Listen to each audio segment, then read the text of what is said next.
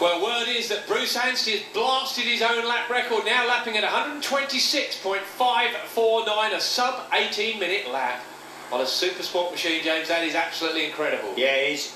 It is.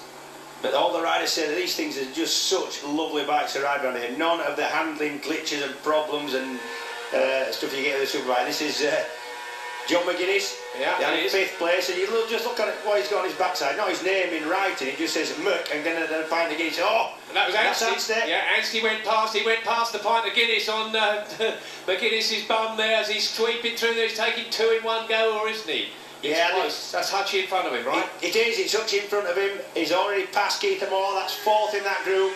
Looking back now from Hutchie. Yeah, and this is the leader on corrected time, about to pass, Hutchie would have said. He's caught up. Yeah, that's Suzuki's versus Honda. And that's quick. It is. The Suzuki seemed to have the speed there. He was in the slipstream, but look at that, how close to the hedges these boys are today. And you can see Keith Moore just coming up behind the man in shot now. That's John McGuinness. Coming out of Kurt Michael, that's Anstey, Hutchinson, and Moore is past John McGuinness. Still looking back. Yeah, that's got to be Hutchinson looking back at Keith Moore. He will not, and he's got back in front of Bruce Anstey. Well, we said the Suzuki was fast, but slipstream makes such a massive amount of difference. Yeah, but Anstey's still in front on corrected time. He still leads. He says all he's got to do is keep Ian Hutchinson inside and Keith Moore behind him, and he'll win this race. And there you can see what's going on. That's Hutchinson at the end of lap 3, start of lap 4, and the gap is growing. It's getting bigger and bigger. Yeah, Bruce Anstey still leading this race from Ian Hutchinson. And there is Anstey. Yeah, there is Anstey. He goes over to start his last lap. And there it is, +9. It was +6 seconds, so he's stretched out another 3 seconds. And there we have it at the end of that lap. Bruce Anstey, you can see 9 seconds in front of Ian Hutchinson, Guy Martin 3rd, Keith Moore, Steve Plater, John McGuinness in 6th, 30 seconds back.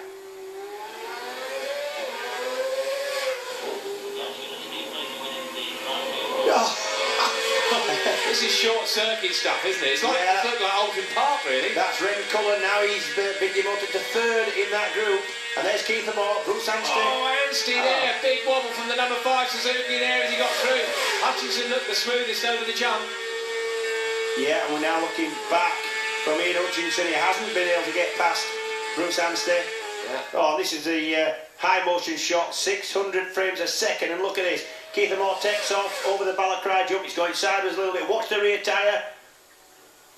And there it goes. Yeah, fights, doesn't it? Look at that. And now Anstey sets off and he gets it. When he lands, you'll see it go a little bit crooked. And then that steering damper that's really having to do its job. Watch this, it goes a bit sideways. Yeah, he's fighting to control it, as did Keith Moore. Behind them, number 4 on the Pagic CB Honda is Ian Hutchinson, dead straight from Ian. Yeah, that looked the smoothest of the jumps, 5.8 for him. And McGuinness, did he get off the ground? Yep, this is through Milltown Cottage just before Ramsey, still stuck together, nothing in it. Looking back from Steve Plater's machine. Screaming away. And I reckon that's Guy Martin behind him. As long as Guy Martin can keep Steve Plater inside and keep him within 10 seconds, he will keep that 3rd place. But I've got to say, Plater's charging. There he goes. Yeah, it's a 10-second gap at the start, isn't it? Like inside, he's only about 3 or 4 seconds behind him at this moment. Martin's still pushing.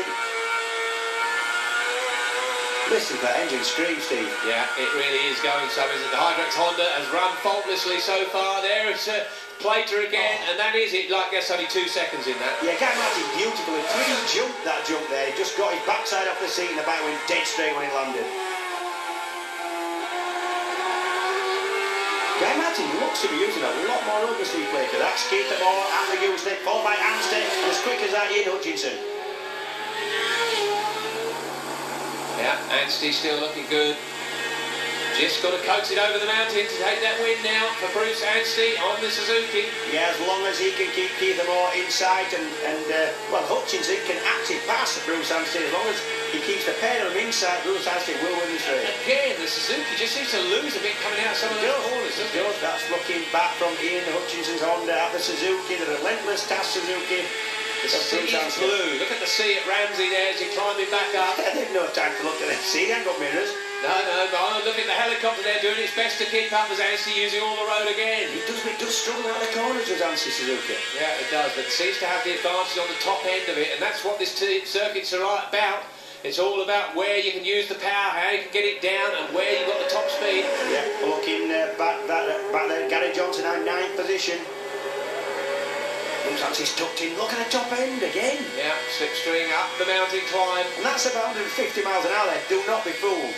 It doesn't look that quick. It is. Yeah, the helicopter cannot keep with these guys. That helicopter cruises at about 120 knots. That's not as fast as these bikes are going. He can cut the corners up. Yeah, he certainly can. These guys can't. Steve Blazer using all the corners, using all the track.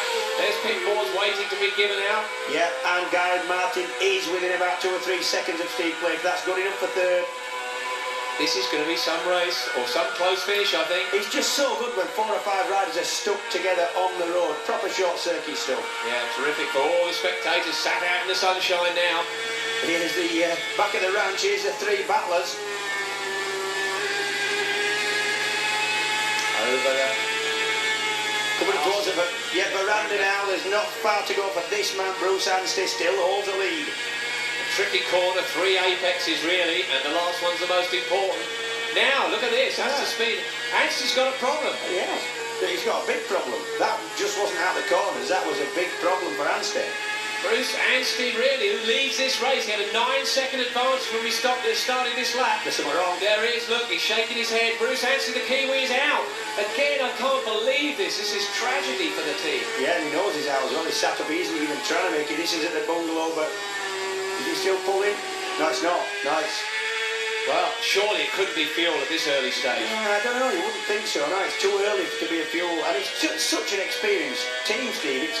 It's not, that's a school by not putting fuel. It's not that. It couldn't happen. They're a very experienced team, and Hector Neal did. We saw him doing it himself, so he wouldn't have made that mistake, I'm sure. That's it, it's finished. Yeah, it's Bruce over. Anstey is out. And we've said about this before, when you're leading a race by 9 seconds, you keep thinking, is anything going to go wrong? Well, sadly, it's come true for Bruce Anstey. And he's out. And that's at Hilbury, top of the hill, the highest point of the track, and he's out. Ian Hutchinson peels into Governor's Dip and Governor's Bridge. That now puts him in the lead. The second win. Yeah, second ever win for Ian Hutchinson. Yeah, tremendous stuff there for Hutchie. Riding number 4 from Bingley. The 29-year-old is going to take his second win as he goes over the line. That'll be tremendous. That'll move Guy Martin up to second. Yeah, and Keith Moore a well-deserved third. Well done, and you know, you probably thought you were battling there for second place, and it's the victory all yours.